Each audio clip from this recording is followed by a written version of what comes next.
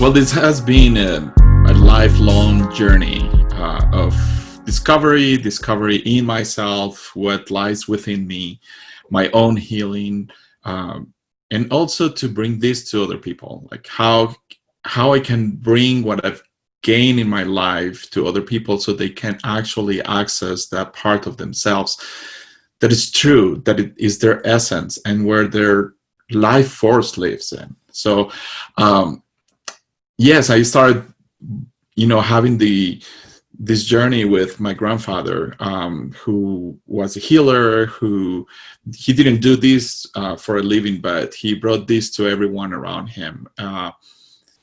And all the wisdom that he had, which he knew a lot about the mind, the subconscious mind, the energy world, and also the afterlife, what happens after we die. And so having that influence was very determining in my life. And later, it took me into going to want to study psychology. And when I went through that schooling, everything was focused on this part up, right? It was only focused on the mind, the unconscious mind, our behaviors, our patterns, but not much about what was happening in the body. And I was really, really curious about that because everything I have experienced, I experience it from the body. I can interpret it in the mind, but there was nothing about what was happening in the body. And I was very lucky to read a book about it and how it merges psychology and see our behaviors, our emotions, our patterns from a body perspective. And at that time, this is 1995, I said, this is what I want to do for a living. And the journey has been very long with a lot of blocks and missteps, and which actually have been also great. And that took me later into, when I started practicing psychology, to start experimenting with Reiki as well. So my first experiences in psychology, doing psychotherapy, was also doing Reiki with my patients at that time. And I say patients because at that time in Colombia, that's how we call them. Now it's a client. And it was really interesting because it was kind of breaching the old school to something different. So I work in a hospital where I was supposed to be doing some relaxation for the patients because they were having a lot of anxiety, sleeping issues, and they wanted me to go and do relaxation. And I said, well, that could work, and that's working for a long time, but I'm going to start actually adding Reiki to it.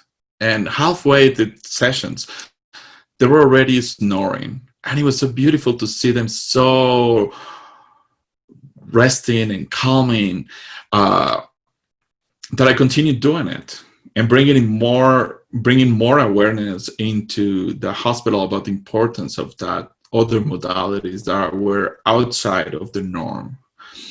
So later, as my journey continued and my search continued, I found hypnosis, and hypnotherapy blew my mind out because it gave me the opportunity to know more about the subconscious mind and what we can do when we enter into that outer state of consciousness that the hypnosis does, which is very normal and natural, that we access all the time, but we don't even realize that we are in a hypnotic state normally. But when we cause it and we create that, and with a clear intention, a lot of shifts and changes can happen. Because our mind, our subconscious mind, opens up to receive new ways of being that may be more healthy, more in tune with our true self, and bring about a lot of other changes in our life where we can actually access our true gifts. And not only that our subconscious mind opens up to receive suggestions, positive suggestions, but also that we can access the information that there is in the subconscious mind, where we start all our past experiences, but we don't have access to them normally in our conscious mind. So by accessing that, we can go to the root of many of our wounds and be able to process and allow the emotions that are stored and stuck about those moments to be felt and expressed and released, so we can move forward and let that back behind in the past where they belong.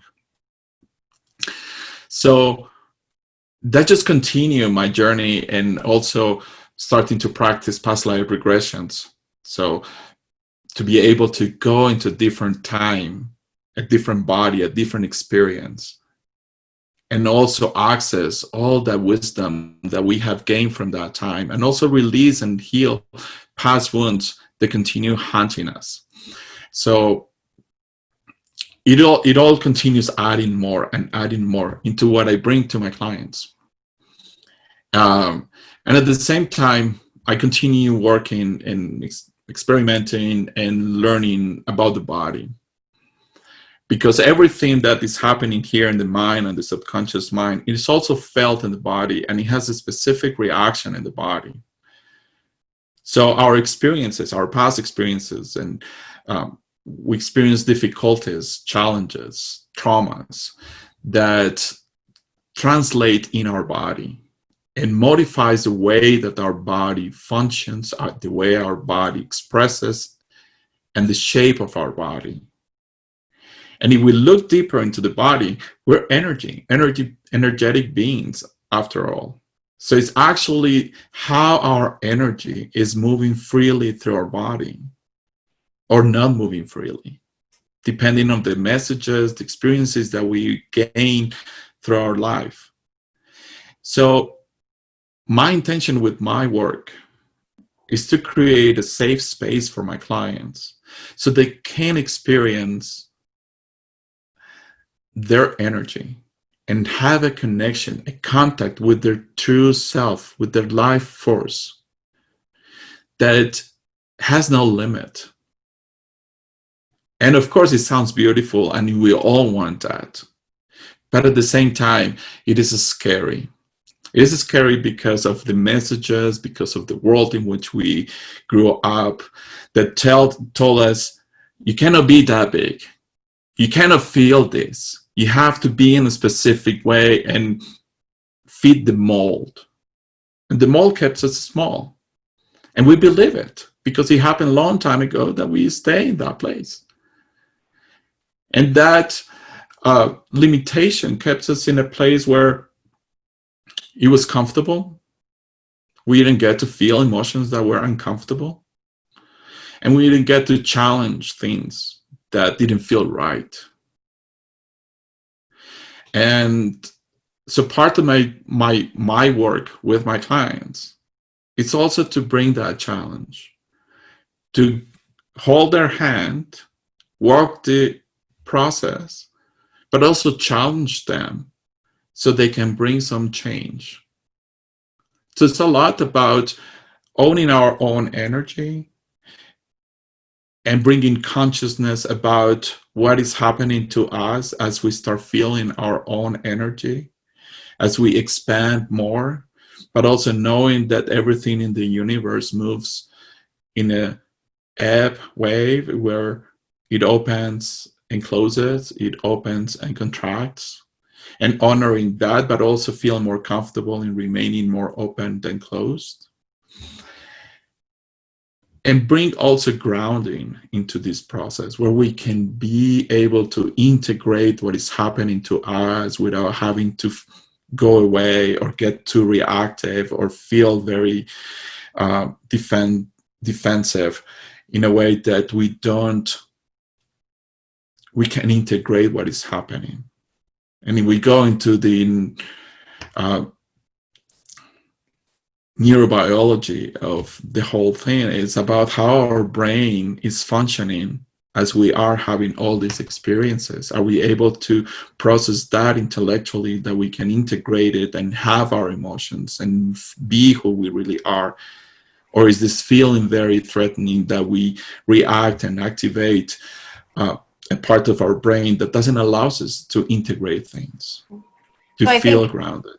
I think there are a few things that you said there that for people that may not be as familiar with this work, if you think about the proverbial iceberg, you've seen the picture a million times.